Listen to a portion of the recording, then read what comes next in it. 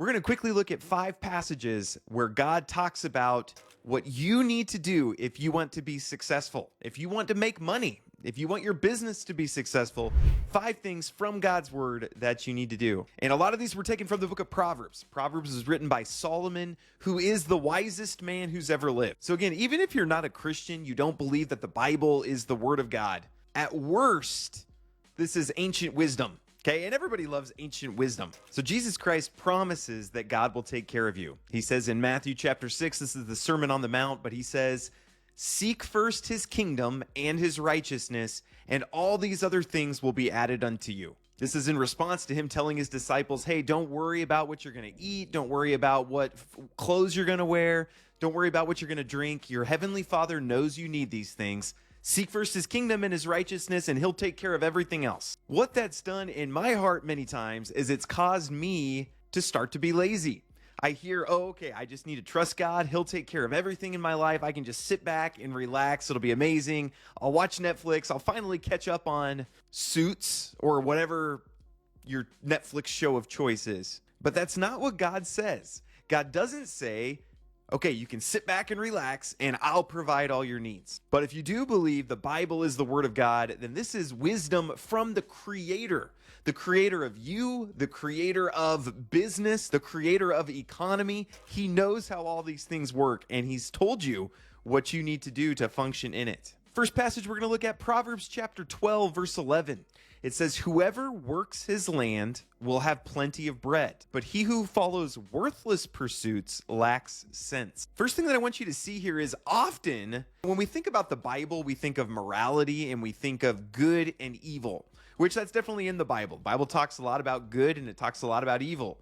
But when you get to books like Proverbs, or even Jesus's words, you'll notice a lot of times he doesn't talk about good and evil. He talks about wise and foolish. And the difference there is when you talk about wise and foolish, you're talking about what is in your best interest. Wisdom is doing what is in your best interest. Foolishness is doing what is not in your best interest. So really, good and evil is what you're doing is displeasing to God.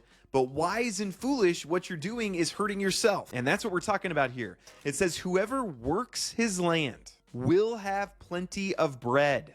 So the principle the Bible sets forth is if you work, you will have enough to eat. So you need to take that to your own life. Are you working hard? And when I'm studying a passage, I like to look at the original language. Obviously, the Bible wasn't originally written in English. The Old Testament was written in Hebrew. So I like to look at the Hebrew and get an idea of what exactly he's saying. So whoever works his land will have plenty of bread. And notice it doesn't just say you'll have a little bread. Notice it doesn't say you'll have a little bread, but whoever works his land will have plenty of bread. Sabah, which means to be satisfied, to be fulfilled.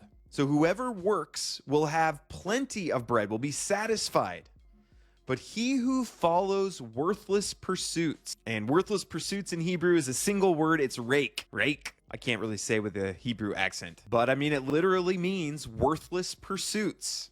They had a single Hebrew word to represent these worthless pursuits that people partake in. So I want you to examine in yourself and post down below. This might be helpful for other people, but what are some worthless pursuits that you have?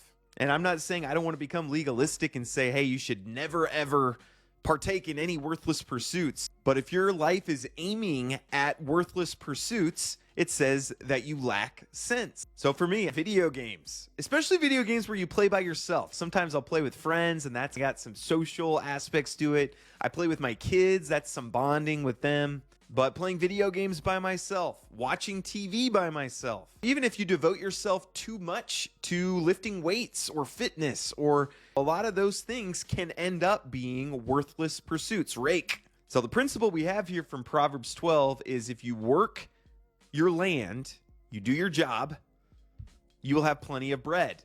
But if you spend all your time following worthless pursuits, rake, then you lack sense. And the implication is that you will not have plenty of bread. Second verse I want to look at is Proverbs 13, verse 4.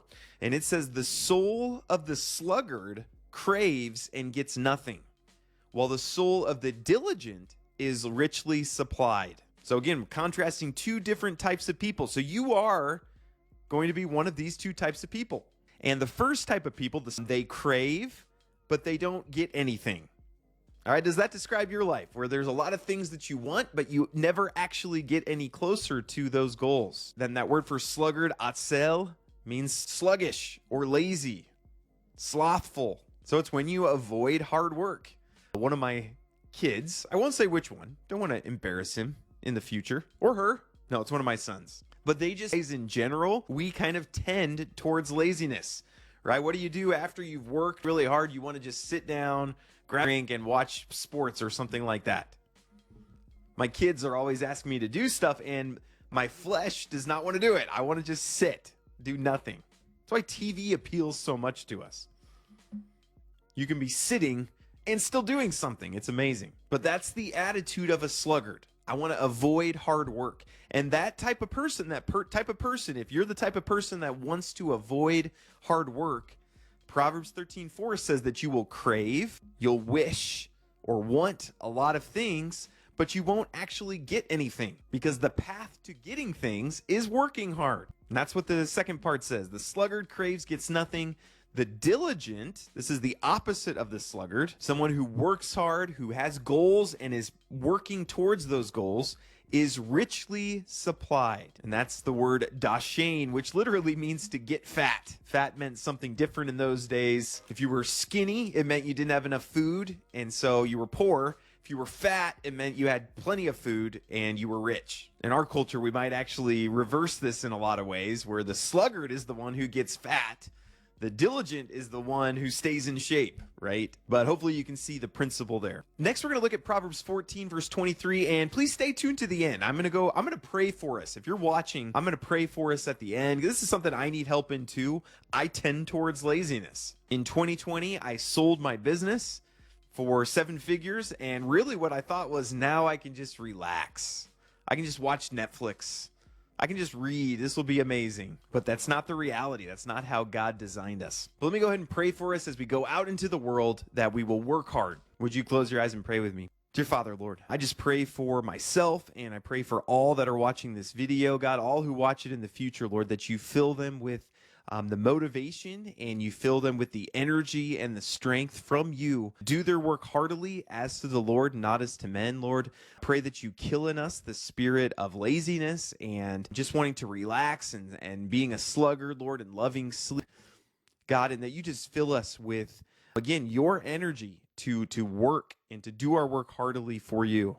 God, let us believe these verses that we looked at from your word today, Lord, that all hard work brings a profit, but mere talk leads only to poverty. The sluggard craves and gets nothing, but the soul of the diligent is made rich. Lord, and let those truths just be implanted in our hearts so that we can work hard here today. Lord, I thank you for what your son did on the cross. Lord, I pray that if there are any watching who have never come to know your son, Jesus Christ, as their Lord and Savior, that they would realize today is the day of salvation, Lord, that we are sinners. Jesus Christ came to earth to pay the penalty for our sins. If you believe in him, you get the Spirit here on earth. You get love, joy, peace, patience, kindness, forgiveness of sins, a clear conscience. And in the age to come, we get eternal life. We get to be with you forever, where Psalm 16:11 says, in your presence is fullness of joy. At your right hand are pleasures forevermore. God, I thank you for everyone who chose to watch this video here today. Lord, please bless them and keep them. Cause your face to shine onto them. Pray these things in Jesus' name. Amen. Thank you guys so much for watching. Have a great rest of your day.